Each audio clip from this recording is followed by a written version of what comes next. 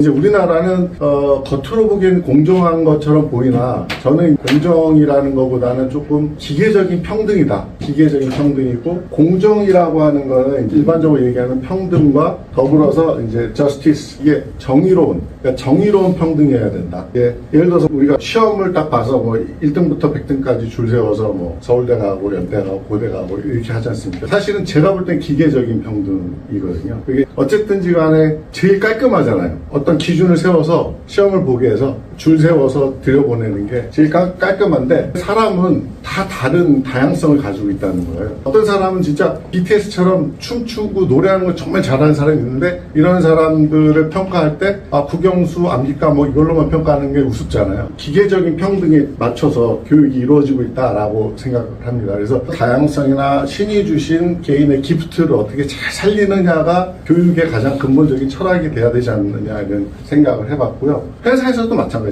이 기계적인 평등으로 해서 사실은 다양성 잘 담보가 되지 않습니다. 그러다 보니까 개인의 어떤 창의력이나 도전의식이나 실패를 두려워하지 않는 마음이나 이런 게 사실은 생길 수가 없는 거예요. 이게 지금 청년의 모습인데 나치판을 들고 있고 0과 1의 안개 속에 파묻혔죠. 0과 1은 이제 데이터를 얘기하는 거예요.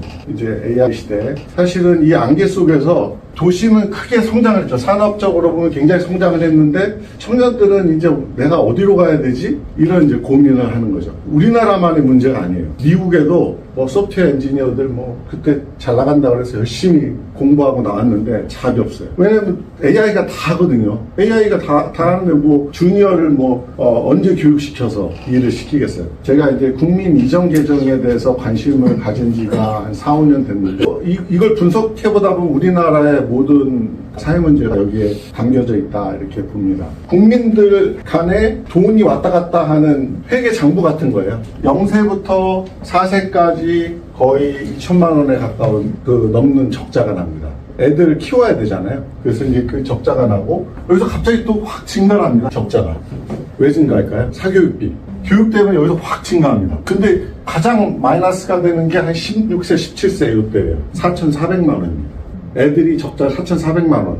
물론 이 적자가 어디서 오겠습니까? 여기서 부모님들이 번 돈을 여기다 메꾸는 거죠. 그리고 우리나라는 특이하게도 흑자 전환되는 시점이 선진국보다 훨씬 느립니다. 그래서 28살부터 흑자로 전환이 돼요. 이때부터는 왜 흑자로 전환되는 거죠?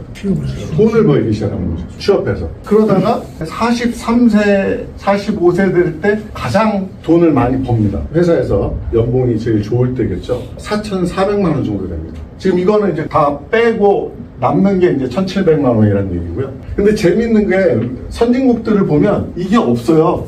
국가가 거의 교육을 책임집니다. 사교육 시장이 거의 없기 때문에 그냥 똑같아요, 거의. 그러고 굉장히 빠르게 돈을 법니다. 20대 중반서부터 이제 흑자로 전환인데요. 또 하나의 특징은 그 선진국 같은 경우는 적자로 전환하는 게 우리나라는 61세부터거든요. 왜 이때 적자로 전환이 될까요?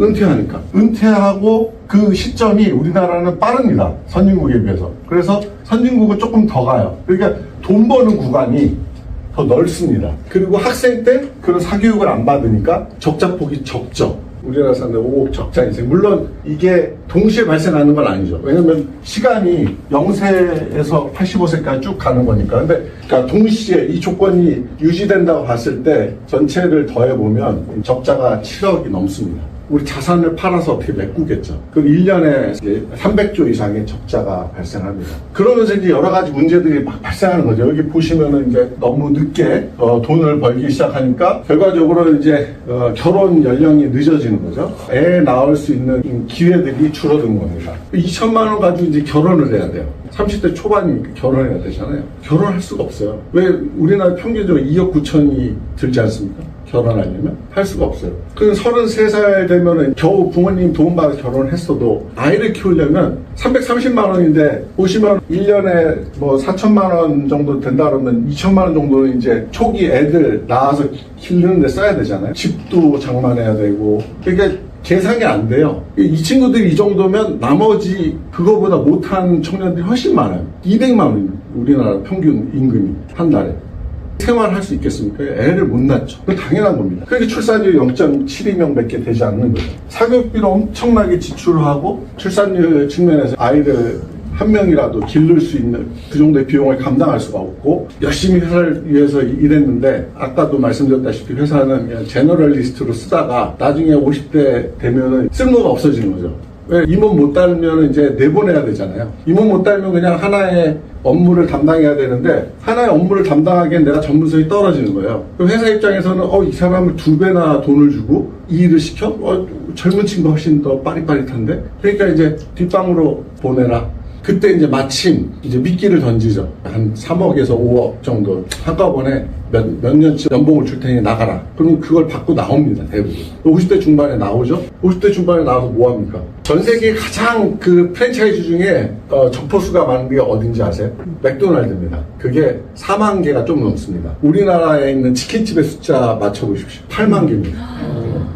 소상공인, 그러니까 나와서 하시는 일이 다 장사예요. 치킨집이 대표적인 거예요. 8만 개. 그리고 제가 이제 벤처 스타트업 정책, 소상공인 정책을 펴서 알지만은 한 2년이면 30%, 5년이면 거의 60% 이상 다 망합니다. 7년 지나면 80-90%가 다 망해요. 그래서 소상공인 빚이 지금 얼마입니까? 자영업자 빚이 지금 1100조가 넘어가고 있어요. 청년 일자리가 없어지고 있는 상황입니다. 미국도 똑같고 한국도 그렇고요. 그래서 나중에 이런 청년들의 경력 단절이 사회에 큰 짐이 될 것 같습니다. 그리고 AI, 지금은 뭐 시니어들이 AI를 활용해서 주니어들의 역할을 뭐 대신하고 전략적인 방향을 잡지만 앞으로 청년들이 성장을 해서 시니어급으로 시니어리티가 생겨야 그 역할을 대신할 텐데 기성세대들이 물러나면 이 청년들은 성장할 기회가 없어서 앞으로 그 공백을 어떻게 메워야 될지 이게 굉장히 큰 숙제라고 생각합니다. 그래서 조금 더 국가가 개입을 하는 거죠. 지속가능한 인재 육성하고 성장보다는 조금 더 공정한 분배가 이루어지도록 하고 여가 경제나 문화 활성화하고 또 지속가능한 그런 사회를 위한 준비, AI하고 공존하는 규칙들 이런 것들을 잘 정비해야 될 게 아니냐 이런 생각이 듭니다. 그래서 AI 우리가 이제 인프라 투자나 이 비용이 막대합니다. 그러니까 에너지도 그렇고 또 데이터 센터도 그렇고 근데 그게 기업의 또 경쟁력이기도 하고요. 한 기업이 감당하기에는 상당히 큰 규모이기 때문에 저는 이런 거에 착안을 해서 AI 인프라를 좀 전략 자산으로 국가가 하면 어떻겠느냐 그런 생각을 해봤습니다. 즉 이제 에너지 인프라라든지 아니면은 AI 데이터 센터라든지 이런 거를 전략 자산화해서 기업이 초창기에 이제 그걸 투자하기 힘드니까 정부가 먼저 투자를 해서 그거를 활용해서 기업들이 비즈니스 서비스를 만들 수 있도록 국가가 도와주는 거죠. 그래서 거기서 나오는 수익에 대해서 국가가 나눠 받는 거죠. 투자금에 대해서. 그런 방식으로 취하면 충분한 재원이 나올 수 있지 않을까 그런 생각을 해봤습니다. 그러니까 큰 정부. 왜냐하면 결과적으로는 AI가 모든 노동을 다 할 거거든요. 사람은 그걸 누리면 됩니다, 사실은. 근데 지금 그 부가 한쪽으로 쏠리고 있다는 게 문제인 거죠. 그리스 시대를 생각해 보시면 노동을 다 노예들이 대신했잖아요. 그리고 그리스인들은 뭐 했습니까? 기술, 문화, 철학, 돈 안 되는 거 했잖아요. 장기적인 성장 모멘텀을 그걸 도움을 주는 그런 일들을 했고 사실은 노예들이 노동 집약적인 일들을 했는데 지금 AI는 우리의 슬레이브나 마찬가지라고 저는 생각을 해요. AI가 다 일을 시키고 우리는 그거를 모니터링하고 가이드하고 이런 일들만 하고 시간 남으면 일주일에 주 40시간 일하는 거, 뭐 20시간만 일하고 황당한 얘기 같지만 산업화 전에는 그거보다 몇 배를 일했거든요. 80시간 이상을 일했거든요, 주에. 그렇지만 산업화가 되고 나서 기계, 전기 이런 게 이제 사람들의 노동력 효율을 올리면서 40시간 준 거거든요. 20시간을 줄 수 있을 거라고 저는 충분히 생각합니다.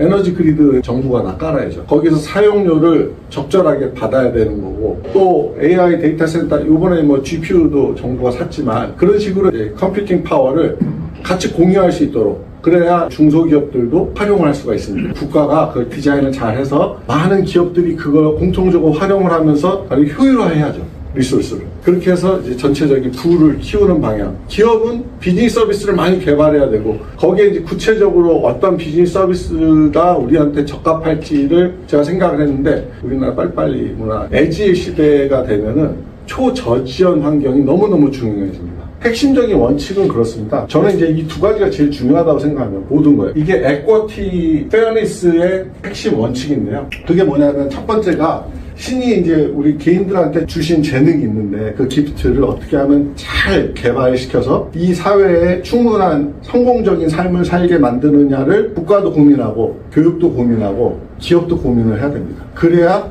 치킨집이 막 8만 개 나오고 이런 일이 없어지고 노인 빈곤 이런 게 사라집니다. 그리고 과다한 교육비 지출을 안 하게 돼요. 그 다음이 어떤 직업을 갖든지 직업의 귀천에 상관없이 내가 열심히 일하면 양질의 삶을 살 수 있게 국가가 보장을 해줘야죠. 스위스 같은 경우는 우리보다 아마 대학 진학률이 제가 기억하기로는 3분의 1 정도밖에 안 돼요. 그렇지만 우리보다 GDP가 3배나 높습니다. 그렇게 될 수가 있는 거예요. 롤렉스 이런 거 사보시려고 해보신 분 계신가요? 근데 그런 명품 시계가 나오려면 시침만 평생 깎으신 분들, 분침만 평생 깎으신 분들이 양질의 삶을 살 수 있게 해드려야 돼요. 그래야 명품 시계가 나오는 거죠. 아이씨, 저 사람 시계 분침 깎는 사람이야. 아이, 저 사람 시침 깎는 사람이야. 이러면 명품 시계가 나올 수가 없습니다. 그래서 저는 이 두 가지를 국가가 모든 정책을 만들 때 항상 유념해야 된다라고 생각을 하고 있습니다.